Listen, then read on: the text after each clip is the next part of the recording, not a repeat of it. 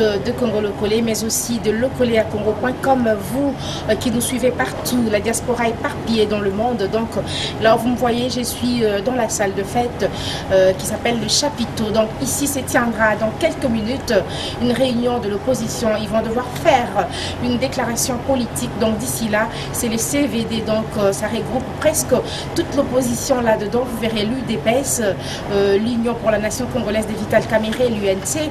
Vous verrez également ici tant d'autres partis politiques. Donc je vous laisse suivre l'ambiance de cette déclaration politique. Moi et vous, on se retrouve juste après. Merci beaucoup. Déclaration.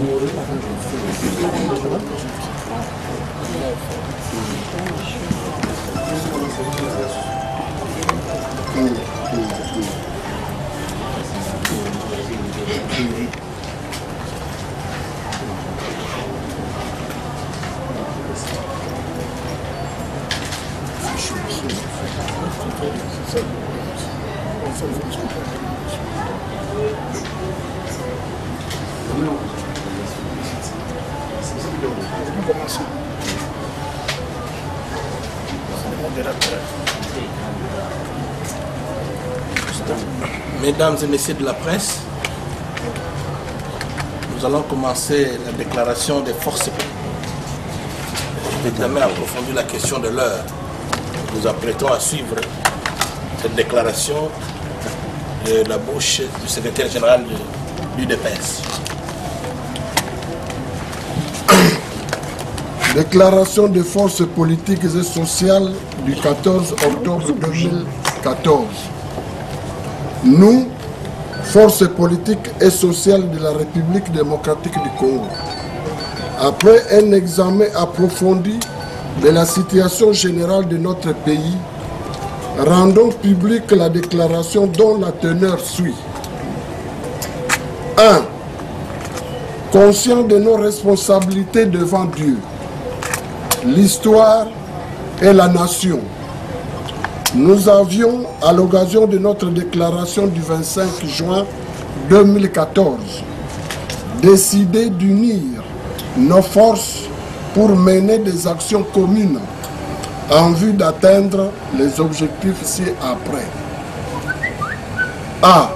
La résolution de la crise de légitimité née des élections chaotiques du 28 novembre 2011. B. Le refus de tout changement ou révision de la Constitution. C. La convocation d'un dialogue politique inclusif conformément à l'accord cadre d'Addis Abeba ainsi qu'à la résolution 2098 du Conseil de sécurité des Nations Unies. D. La restructuration de la CENI et arrêter par consensus un calendrier électoral. Et le départ de M. Kabila. F. La libération sans condition de tous les détenus politiques et d'opinion, honorable Jean-Bertrand Ewanga, président Diomindongala, Bruno Kabashi Shizubu, président fédéral UDPS Kasaï Oriental, Mike Mukebai et autres. 2. Pour atteindre ces objectifs, nous avons organisé des actions ci-après. A. Plusieurs rencontres avec la presse en vue d'informer, de conscientiser et de mobiliser notre peuple. B. Une pétition adressée à M. Barack Obama, président des États-Unis d'Amérique, aux membres permanents du Conseil de sécurité des Nations Unies, ainsi qu'à M. Ban Ki-moon, secrétaire général des Nations Unies, pour solliciter des mesures d'isolement à l'endroit de M. Joseph Kabila, ainsi que sa mise en accusation devant la Cour pénale internationale pour violation répétée des droits humains, crimes contre l'humanité commis lors des élections du 28 novembre 2011. C. Un meeting à la place Sainte-Thérèse en Gilles le 4 août 2014. D. De marches pacifiques, respectivement les 13 et le 27 septembre 2014 à travers le pays. 3. Pour faire corps avec notre peuple, nous avons intériorisé le message des évêques catholiques de la RD Congo, regroupés au sein de la CENCO intitulée « Protégeons notre nation ». Et invitons notre peuple à faire de même. Et surtout à répondre massivement aux actions que l'Église décrétera. 4. Nous avons salué le prise de position des associations de défense des droits de l'homme ainsi que celle des églises de réveil de notre pays en rapport avec la situation générale de notre pays et particulièrement la non-révision de la Constitution. 5. Dans le but de la convocation du dialogue politique par la MONUSCO, nous avons répondu aux audiences de M. Russ Feingold, représentant spécial du président Obama dans la région de Grand Lac et les membres de son cabinet. 6. Nous félicitons pour leur position les missions diplomatiques accréditées à Kinshasa, l'Union européenne ainsi que le département d'État américain en rapport avec aussi bien l'accord cadre d'Addis Abeba et la résolution 2098 du Conseil de sécurité des Nations Unies. 7.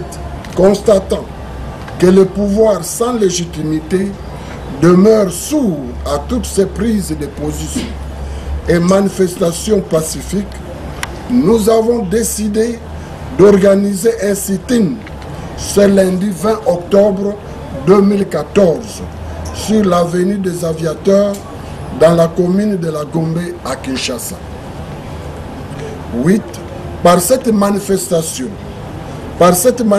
publique pacifique, nous attirons l'attention de M. Kobler, représentant spécial du secrétaire général des Nations Unies, et à travers lui, celle de tous les signataires de l'accord cadre d'Addis Abeba et de la résolution 2098 sur l'urgence de convoquer le dialogue politique prévu au point 14b, seule voie pour remettre notre pays sur les rails et lui assurer un meilleur avenir.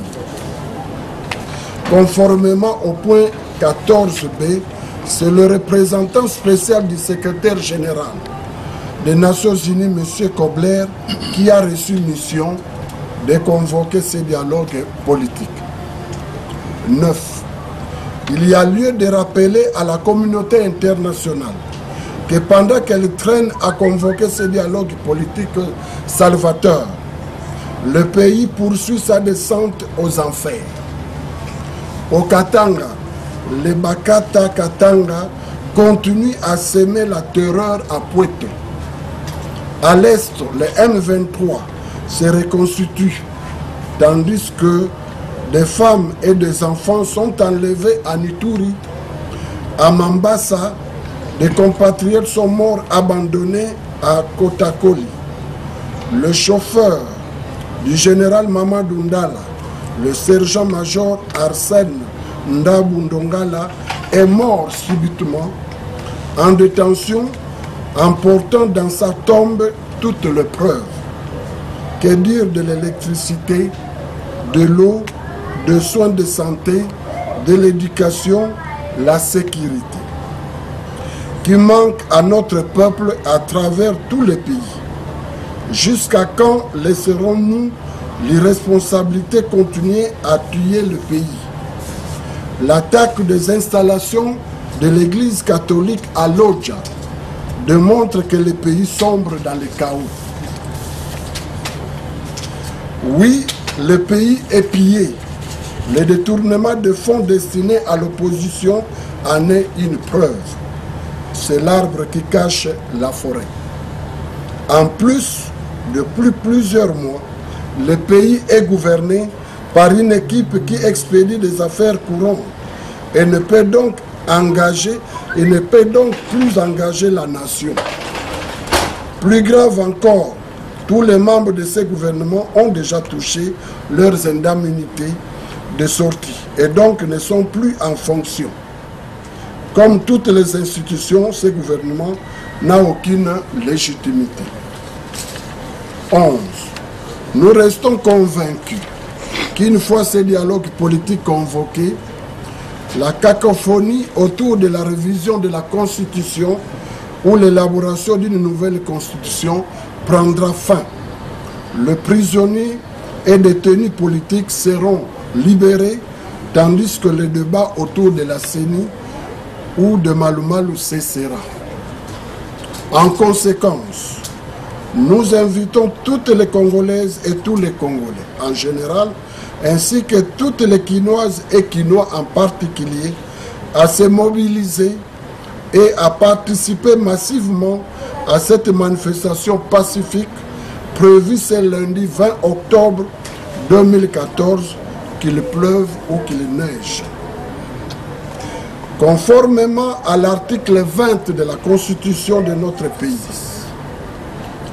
conformément à l'article 26 de la Constitution de notre pays, nous avons saisi l'autorité urbaine par notre lettre numéro FPS/JMT/005/2014 du 7 octobre 2014.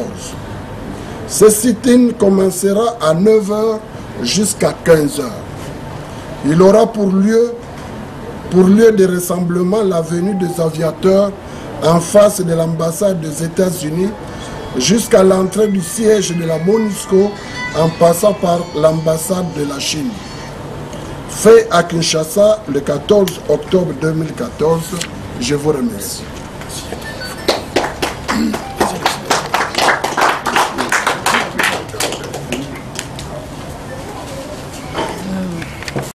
UNC,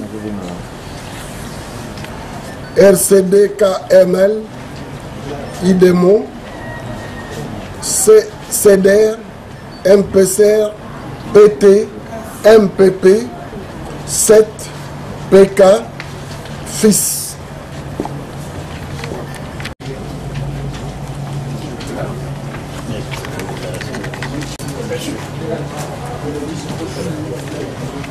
Voilà.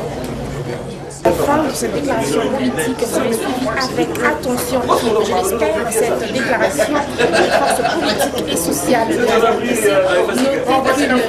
Notez qu'une marche est prévue, donc un sit-in pour le 20 octobre, donc ça sera de 9 h à 15 h. Je vous retrouve prochainement, chers internautes, pour un autre numéro. D'ici là, portez-vous bien en compagnie de Congolais. Merci à Marianne Macron qui a pris ces images. Merci à Patrick Gonzala, merci à